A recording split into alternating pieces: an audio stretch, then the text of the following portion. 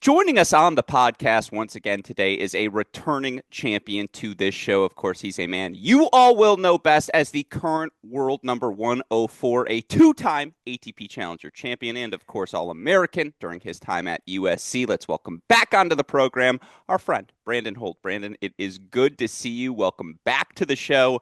How are you doing today, my friend? I'm doing well. Happy to be talking to you. Good to see you. And yeah, excited to talk a bit. No, it is always good to see your smiling face, my friend, and obviously welcome back to you to the podcast. And let's just start there. I mentioned world number 104, but of course, earlier this year, June 30th, about 3 weeks ago, you cracked the top 100 for the first time, my friend. We'll put in an audio sound effect here to say Mazel Tov on our side, but just to get to number 99, I know it's an arbitrary thing, but what did that mean to you? What does that say about the progress you've made? Yeah, I mean, what it means to me, that's kind of hard to put into words in some ways, because like you said, it is an arbitrary number, but it's a number that in the tennis world, it's kind of, that's where you're in the Grand Slams. That's where, everyone kind of says top 100. And I kind of was on the line for a while, a few matches away a couple times, but at that ranking, it's not that close. There's still a lot of points between, 102 and 99. It's like you gotta do something good.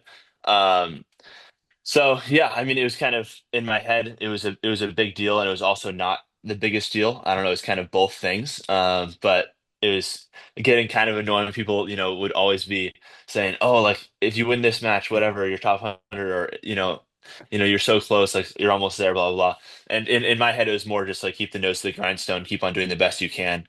I played a lot of matches this year, and I probably credit, the run to the top 100 just from being healthy. I mean, I've had a lot of injuries over my career, and it's the longest time that I've been healthy in my whole career. So just having that opportunity to play kind of week in and week out, and get all the training in and everything that needs to be done to give yourself the best chance to have a full year of points on the schedule. Having never had that, it's really just hard to let your ranking rise that high. Um, so that was probably everything. That was the Well, big goal at the beginning of the year for me. So. no, I'm glad you bring up the match count because play a little game of trivia here. We'll go back to the start of last season where, again, you've had a really nice 18-month stretch prior to now where you have been healthy. How many total matches do you think you've played since January 1st last year? Since January, it's a good question. I know that the prior year my goal was to win 50 matches. I think I came short and won like 47 or 49 or something. I would guess you said how many have I played or how How, many have I won? how many have you played total? We'll get to win. Don't you worry. How many have I played? I'm gonna guess oof, uh 28, 30.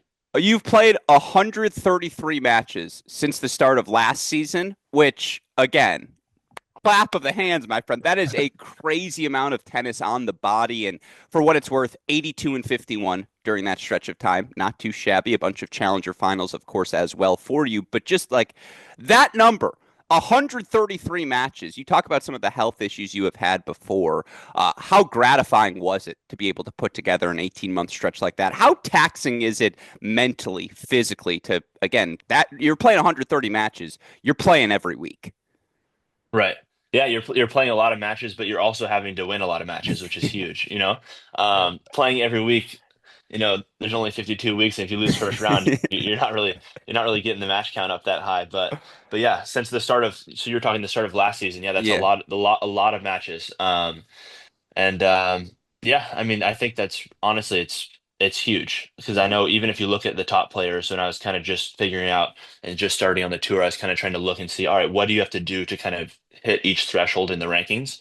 Not that I'm so rankings focused, but you kind of want to know, all right, what do you have to do to get into qualities of slams? That was kind of the first thing when I was starting, and just to know, all right, this is how many matches, and then look at the guys that are ranked around there and say what results do they have to have, and then as you kind of keep on going higher and higher, it's I think important to kind of see that, but then. In my head or in a lot of people's heads, you might think, oh yeah, the top guys, they're just playing the big tournaments every once in a while, and they're kind of just getting some wins here and there, and that's kind of keeping them there. But no, their match counts are really high. And I remember, looking at like Taylor Fritz's match count and all this stuff, they're playing a lot of tennis. And I think what that does, it kind of gives you a little bit of I don't know if security is the word, but when you lose, there's always next week. If you're only playing, two weeks and then you're taking 3 weeks off, it's like there's a long break of having nothing on the points. Like no points are on your calendar there. So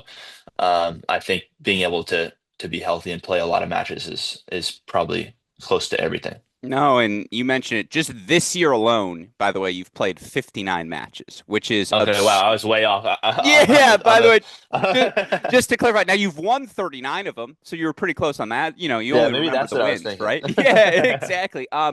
That's insane. And I was looking through it again. Of the 19 events you've played so far this season, only five of them have been stateside. And you have not been shy in traveling to various different corners of the globe in pursuit of obviously your dream. Is the leaving of the United States, I mean, some of it, of course, by necessity, is it kind of just trying to escape the player pool of North America? Like, I feel like you see the same guys every week when you're stateside. What's led to your more international strategy? That's a really good question. I don't really think too much about playing different guys. I just think that, if you're healthy and if the conditions fit you, then that's where you should go to play. Like I think it's more about, sometimes I think about what kind of ball that they're using, and then also I like hard courts. I like maybe slightly faster hard courts. Um, so going to go play in Asia during kind of a clay swing, it's not really about guys that you play, but it's about I didn't grow up playing on clay courts very much, and I don't really enjoy. I mean, I enjoy playing on clay, but it probably doesn't suit my game the best. So I'll go to play in places where it suits my game, and sometimes on the calendar, the only option that you really have is to go international. And yeah, I've enjoyed that international travel quite a bit. It's something that I think this year has been, you know, something that I've enjoyed way more than in the past. And I don't know why I can really say that, but just seeing the world, seeing all these different cultures has been something that's really cool, and I've, started to really enjoy it a lot. Are you someone who takes some time when you're not playing to explore whatever city you're in? I would say I take a medium amount of time. I'm not going to be cruising around, the streets of India looking at everything and then playing the next day. But I for sure, for example, I was in India and, I'll walk around, see the different things. And, especially in Asia, I'll go see kind of the cool stuff that you kind of grew up looking at or thinking about and kind of immerse yourself in the culture a little bit. But I will say I'm usually pretty chill and hang out in the hotel room, mess, paint in the hotel. I bring a guitar with me everywhere that I go, so I have plenty of things to occupy myself when I'm there. And I think part of what I like to do is, once you're in a hotel room, usually you don't really know where you are, so it's kind of a place where I feel like safe or comfortable. So, once you finish with the day and you're done practicing, you go there and it's the same as no matter where you are anywhere else usually. I feel like there is a park bench in India that has had you, your guitar, just chilling for like 2 hours out there, and someone walking by and be like, "Is this Timothy Chalamet like pretending for the Bob Dylan role?" And that's how I like to imagine you spending your free time, my friend. Yeah, there's plenty of beaches, plenty of park benches and places in the middle of nowhere that you would never expect me to be, but that's where I am. That's what I like to hear. And, again, talking about all the travel and the match count, how much of the success is just growing more comfortable in the pro tennis lifestyle and routine versus maybe tangible changes or jumps you've made tennis wise? That's a good question. I would say it's hard to kind of it'd be hard for me to say that it's not from the leaps in the tennis, ability.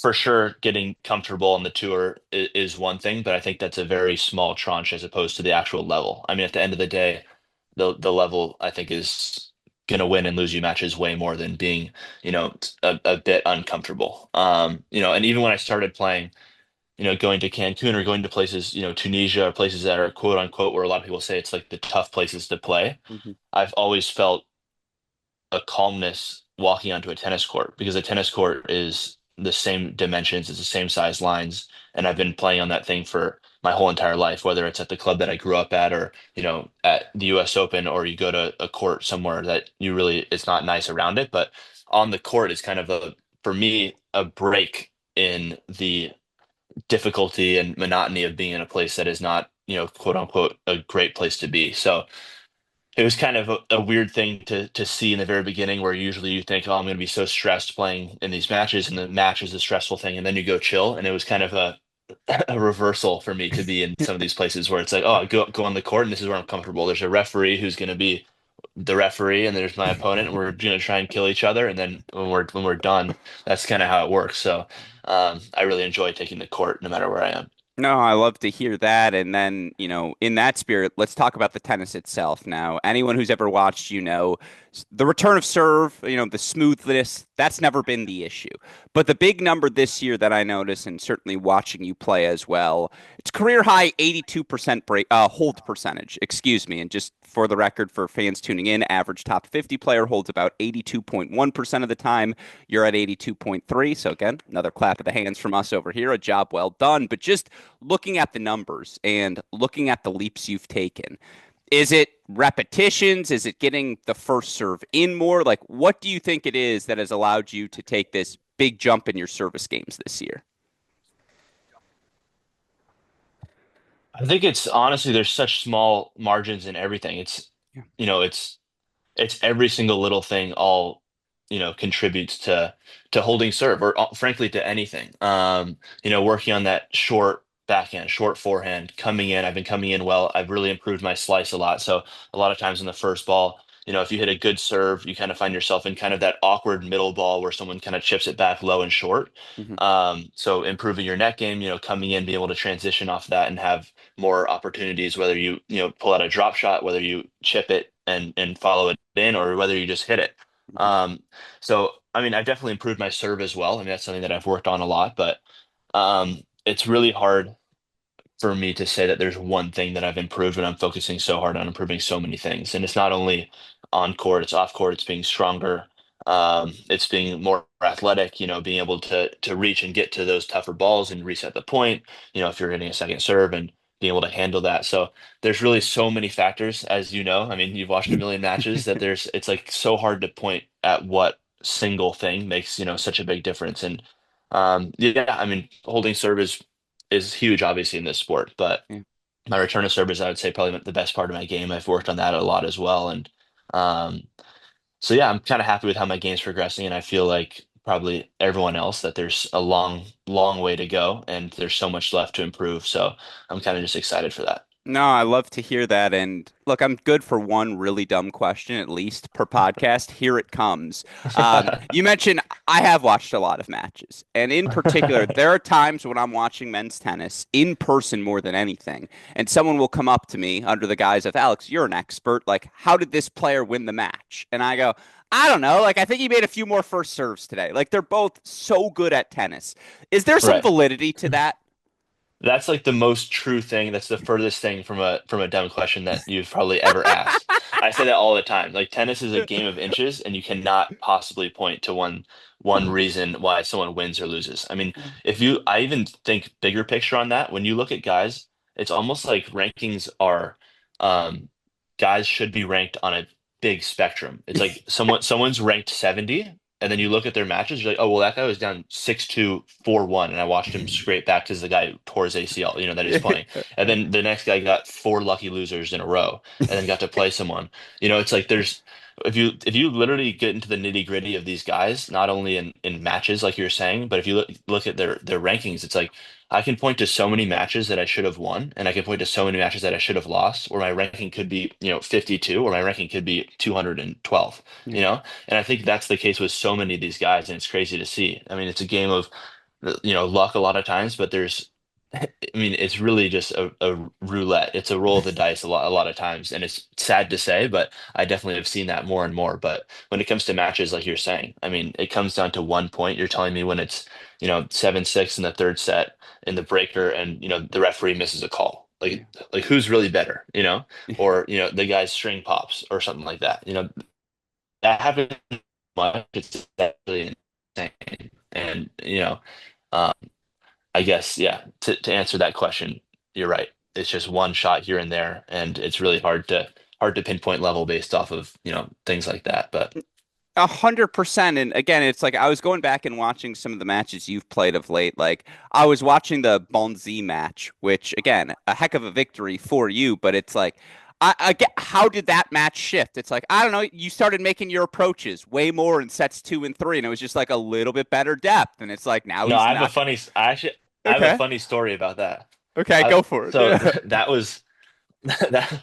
So the question about how that match shifted, I don't want to throw anyone under the bus, and it was like the nicest people ever there, but they strung my racket Okay. like 30 minutes before my match. I can get my rackets, and the crosses and the mains are switched on my Really? rackets. So I'm literally going onto the court, and I'm like, oh my God, I'm about to play, main draw of this tournament, and that's the actual match that got me to top 100 in the world, Yeah. and I have the wrong crosses and mains. So then I had to go to the stringer like right before it's a million degrees, and normally I'd just be like chilling in the locker room and getting ready and warmed up, but I'm having to go be like, dude, this is the whole wrong setup on my racket, and I'm about to go play the match. And at a lot of these tournaments, they keep the rackets on the same stringer. So just to keep them the same, and they have the same stringer string the same rackets. So I kind of was like, oh, well, can you bring them out as they come? And they brought them all out like instantly. So they strung them all on different stringers with different guys. And so I was like, oh, geez. And it was really tough mentally. I was looking at my coach, Bo, Mhm. and I was like, do you know how hard it is to play like with, in the middle of the match, you're just getting handed kind of rackets to just start playing.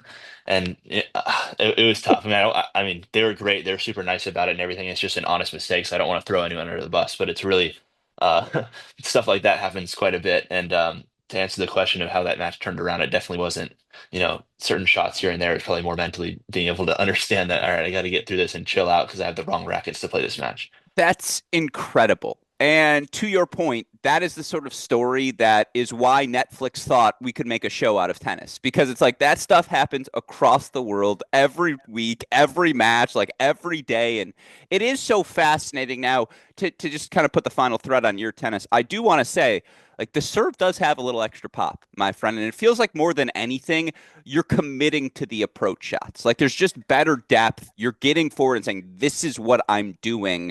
How much of that is, and I'm sure it's both, but gym work versus just mental commitment, like on the court? Because you've always had that skill set. You've always been a good volleyer, but just implementing it confidently. How much is that repetition versus just kind of mentally accepting this is who I want to be?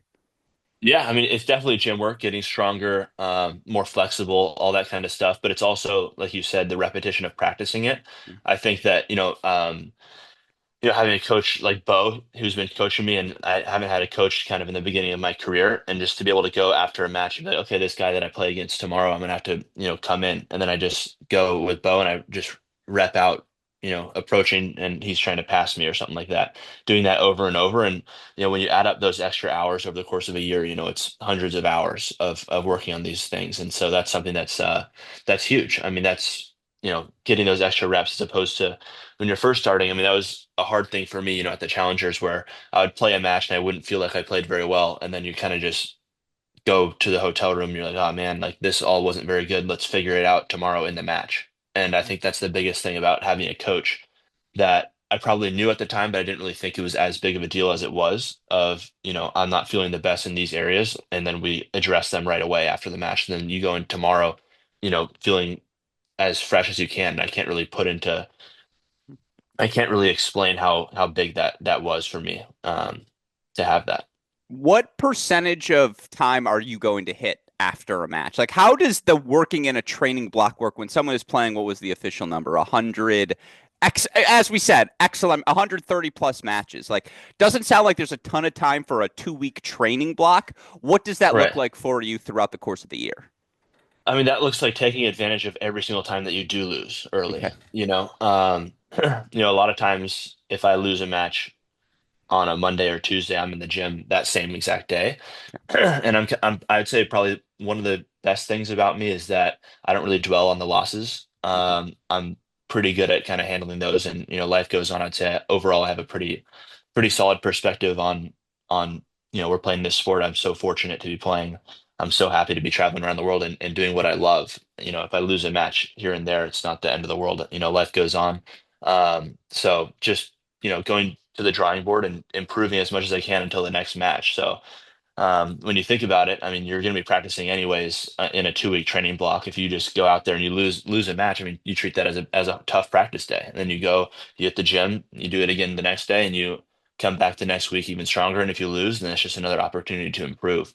I think a lot of guys don't do a very good job of that. You'll see a guy lose a tough match, and 3 days later, you kind of see him back out on the court, or every single time they're like, "Oh, I'm not hitting tomorrow, I'm taking it off, blah blah blah," and they're pretty down and out.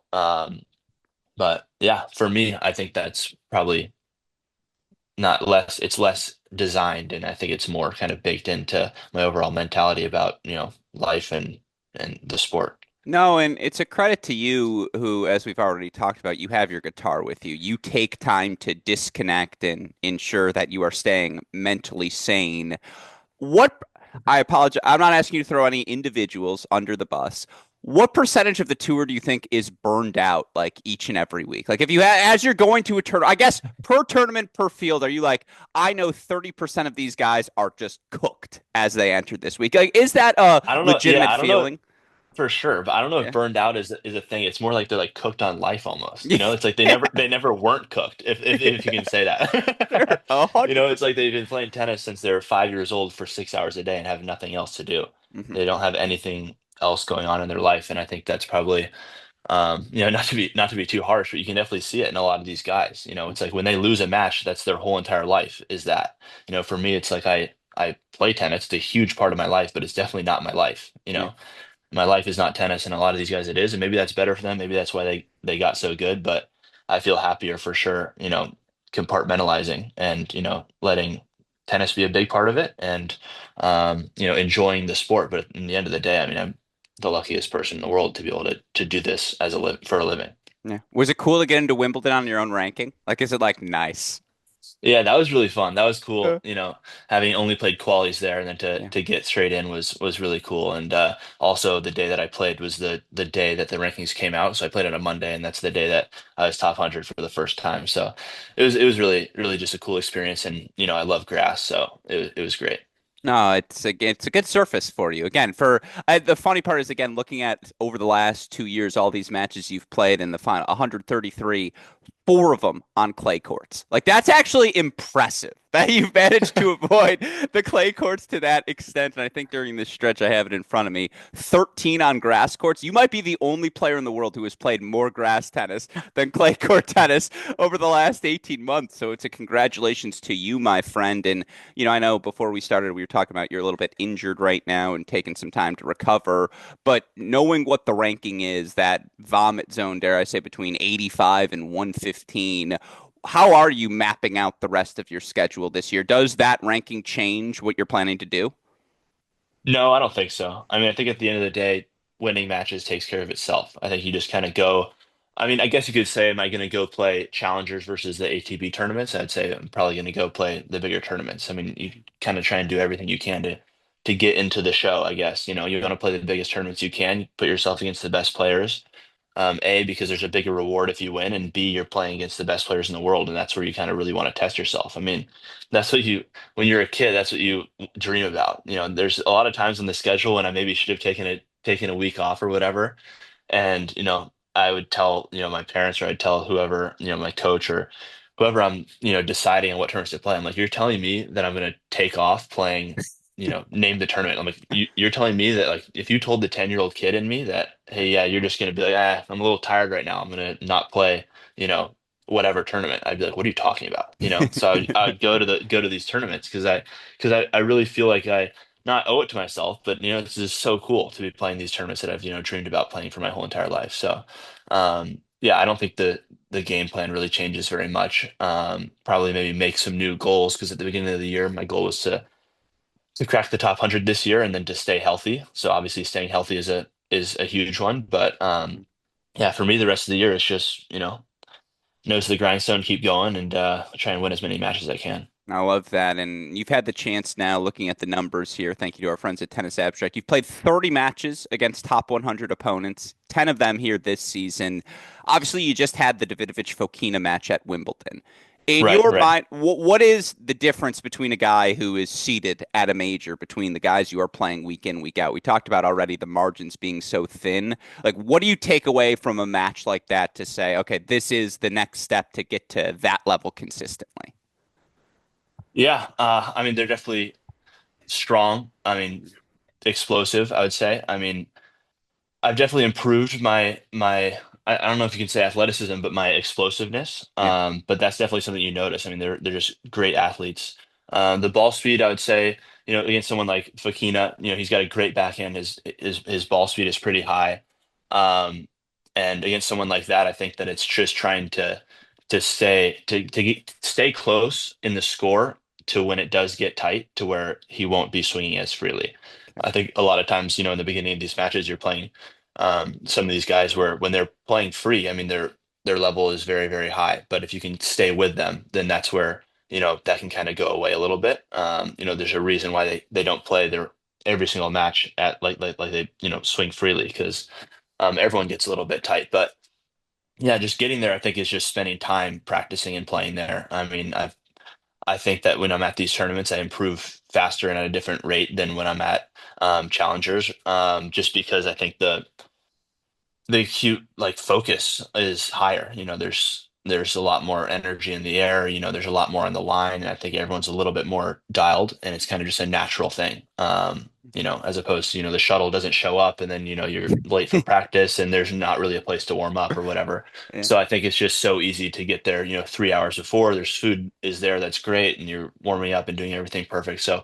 Um, in my head, I think that, the opportunity to improve is way higher, the higher that you're ranked just for, some of those simple reasons. I would love to know when the last time Davidovich Fokina's crosses and mains got screwed up. Like that would be a good question to ask. He's like, yeah, picture it, 2017 Marrakesh. I don't know, Right. something like Yeah, that. that stuff happens plenty. There's a lot of stories like that, A that hundred, always happens. a So, 100%. And, again, big picture looking right now for fans of American tennis, or in particular, someone like me who follows the college rankings so closely. I don't know if you know this, but right now there are 17 top 100 singles players with college tennis ties, which is the highest number I have ever seen. And by the way, that doesn't include you or Nishesh, who are like 104 and 106 respectively right now. Have right. you taken notice of that emergence of players with the college tennis pathway? I'm curious what you see as that if that pathway has gained further prominence over the last half decade. Yeah, I mean, I think it has. I mean, I will be completely honest. I'm probably not your tennis statistician. I don't really Okay. follow tennis as closely as you or as probably almost anyone on the tour. I don't really. I've It's been in very tennis healthy.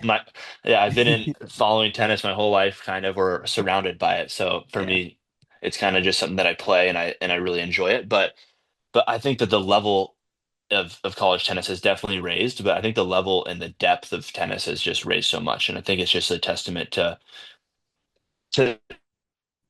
I,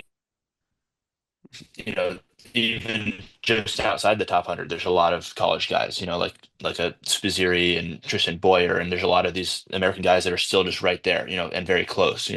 Um, so I think you're right. Like there is a higher level of college tennis right now, and a lot of these guys definitely have all the tools needed to reach, really high levels of tennis. Yeah. Do you hear about things like, I mean, again, probably good for you, and it makes a lot of sense why you're having this success because when you are too locked into the tennis matrix, it's going to overwhelm you. Do you keep paying attention to things like the accelerator program they now offer or things like the NIL these kids are making? Like, do those numbers come to your attention? Does it pique your interest? Or you're like, oh, if I was still at SC, I'd be getting 115 a year.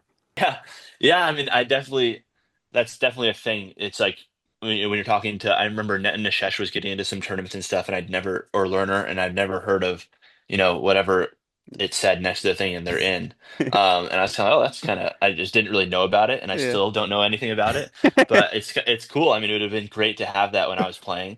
Um, I mean, yeah, I mean, I'm so far away from the person that's making any of these decisions in tennis that I don't really care, to be honest. It's not really something that I'm paying that much attention to.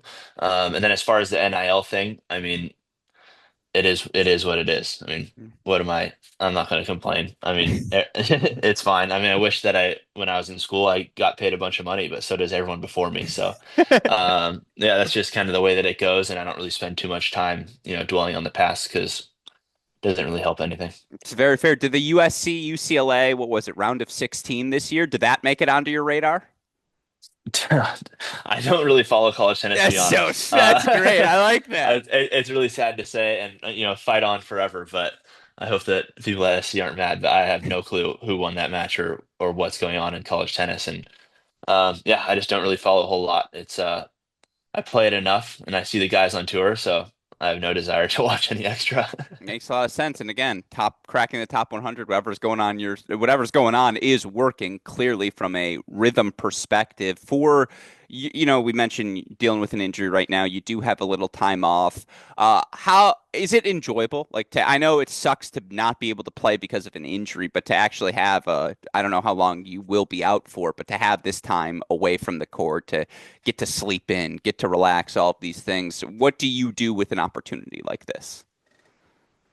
Yeah, and it's a good question. I mean, part of me is obviously I'm very driven, and I Mhm. love tennis, and I love kind of the pursuit. So I'm one side of me is kind of bummed out and sad that I'm not able to play. And when I wake up, I'm kind of itching to do something to improve in tennis. And when you can't, then you're kind of bummed. But on the other hand, it is really nice to kind of relax and change things up. I mean, I love the outdoors. I'll go to Montana pretty much any time that I can, and I love fishing. I love basically everything involved with outdoors and kind of resetting. So coming from a lot of these, hectic cities, and then, when I go to Montana where my parents spend some time, it's really the biggest change. I've flown from Paris, from the French Open, straight to Montana in the middle of nowhere, and I've flown from New York City straight to the middle of nowhere in Montana, and it's probably the biggest, it's like crazy. I remember flying from New York City. I walked out of the hotel. There's, stuff everywhere. People are screaming at everyone. And then just not that long later, landing in Montana, and there's just people are parked in front of the airport. It's just like it's the craziest change. And yeah, that's what I like. I'm kind of a simple, easy guy. Just don't like to do, too much and chill. And it's great when I have some time off. Are we talking straight to Helena? Like, is it a Yellowstone To sort of to thing? What are to we doing? yeah, to like Glacier National Park. Okay, It's sure. in yeah, it's northwest Montana. So yeah, you fly into Kalispell. Yeah, Yeah. okay. I like that. I like that you're like, look, I could get a flight from anywhere in the world to Kalispell. I'll figure it out. That's impressive Yeah, stuff. pretty much. Yeah. When you're driving from, to Charles de Gaulle and it's taking 4 hours to go like 10 miles in traffic and then you land there, it's pretty nice. And you just walk out and there's unlimited mountains and green and no one at the airport is freaking out. So it's Uh, nice. 100%. I view Montana like northern Michigan, where you get there and they have a speed limit sign and it just says "ha." It's like you think there's a speed limit out here? Like, no, no, Yeah, no, no. exactly. The Yeah. only rule is like be kind, and the rest you Yeah, can pretty figure out on much. your own. And no, Pretty much. a Yeah. 100%. That's awesome. And again, last two questions for you here. Obviously, dealing with the injury right now. We talked about the schedule moving forward, but just short-term goals for yourself as it relates to tennis. What are you hoping to accomplish? Down the home stretch here of this 2025 season.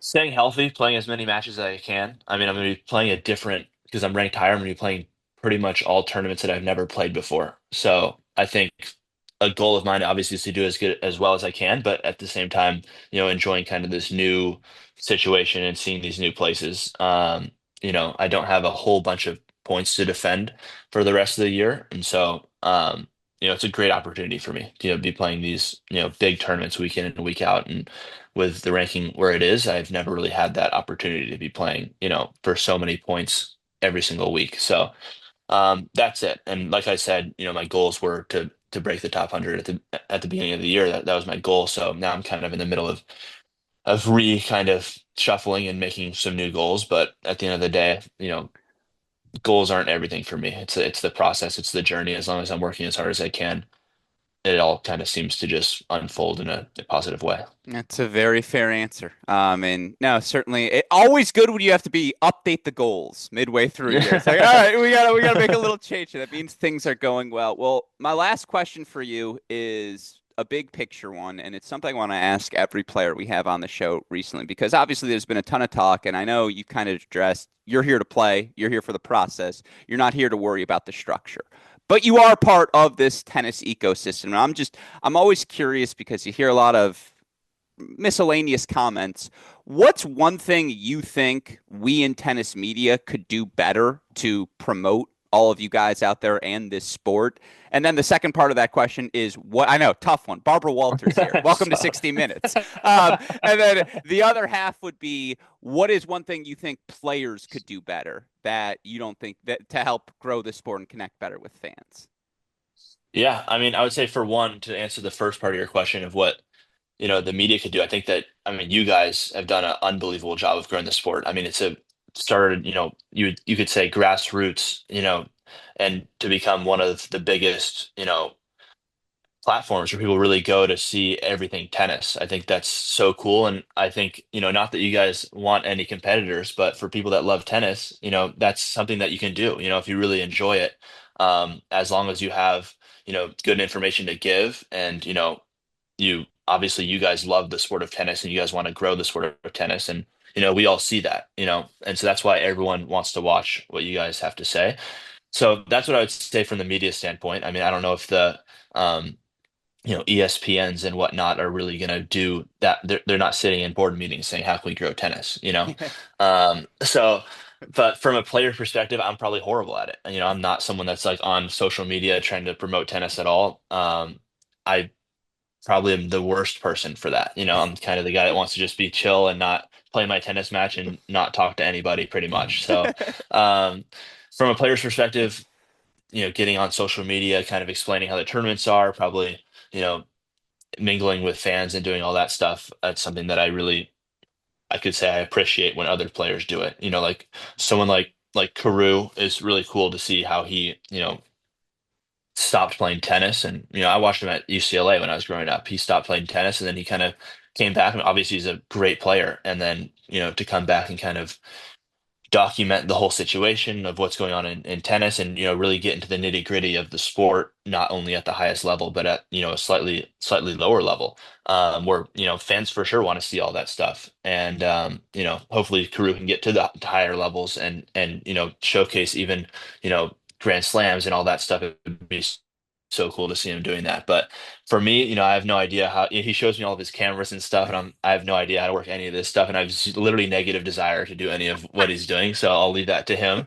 But yeah, guys like that, it's really cool to see, them promoting the sport, and I should do a way better job, but I'm doing me over here, kind of No, chilling. very good answer. Totally fair. I think the way you grow the Brandon Holt base is one, you just drop the audio tracks for whatever crew videos are doing. You just give him an assortment of music that you're like, here are your opening intros. Or B, we manufacture a social media conflict between you and crew.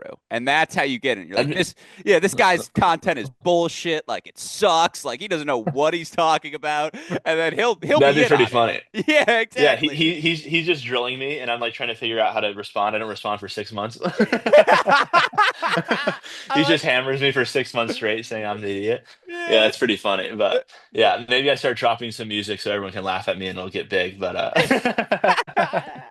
Hey man, if Dennis Shapovalov and Quarantine Mute can drop any sort of R&B anything, I want to hear you on the guitar as always. yeah, But I no, drop I a meme account of music. Yeah, yeah, exactly. I like it. No, or you just do exclusively like Nirvana soundtracks. Like just I don't know, you go as yeah. far to the one Headbanger, way. grow the hair long. Yeah, I Yeah, like it. exactly. A little Kurt Cobain, but Kurt Holt. That works for me. And no, certainly one thing I've always enjoyed. You've always been far too kind for us, to us, and very generous with your time. And again, I've gotten to work with you when you're on Tennis Channel stuff as well. And you are good at this, my friend. So whenever you are ready, we've got space for you here at Cracked Rackets, and we always appreciate the time to chat. Recent top 100 debutante, two-time challenger champion, our friend Brandon Holt. Thank you as always, my friend, for taking the time to chat. It's always good to see you. Thanks for having me. I loved it. Have a good one.